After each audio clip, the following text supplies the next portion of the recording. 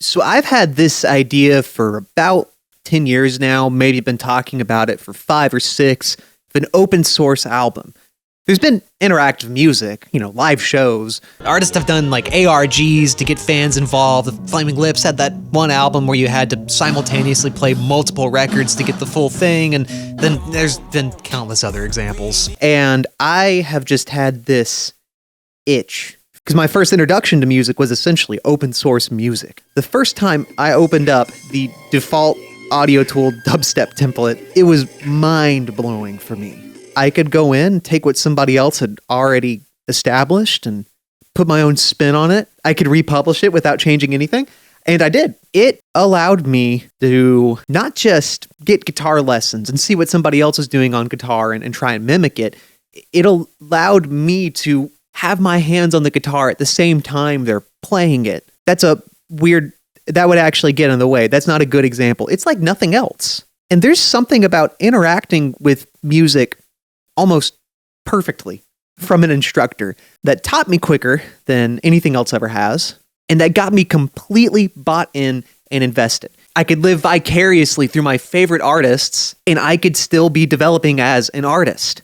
This isn't like Guitar Hero playing, like I'm working with the actual tools they used. I just feel like this concept is bound to happen eventually, and I've been surprised that it's not. To have an album that not only can be completely remixed like what's going on right now. By the way, shout out to everybody who's been participating in the remix album.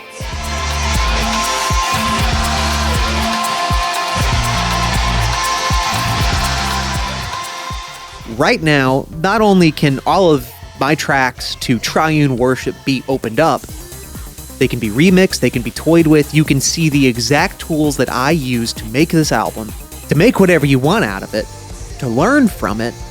And you don't need equipment. You don't need any of this. You need a web browser. Let me put that in perspective. Zero money. You have a device right now you can open these tracks up on. You don't need a way to be able to record. The recording's been taken care of. It was a lot of work. You don't need years of experience or knowledge. You need to click on things and see what happens. That's how I made my horrible dubstep. Really, there's kids in school using their issued Chromebooks to open up these tracks. And they're doing stuff that, frankly, is better than what I could do. I've tried this a couple of times with some other albums, but I never really properly executed on it. Think about the storytelling that can take place of hiding stuff inside of tracks. I've had fun artwork, extensions to songs that people would never find unless they move the timeline further out. I've had entire tracks muted out. I think there's a lot of room for this to grow. And thank you to everybody who supported my album, Triune Worship. It's been a big passion project that I've tried to cram all of my ideas into. That's really cool. I've been able to make what I want, and that leads me to believe that you can make whatever you want.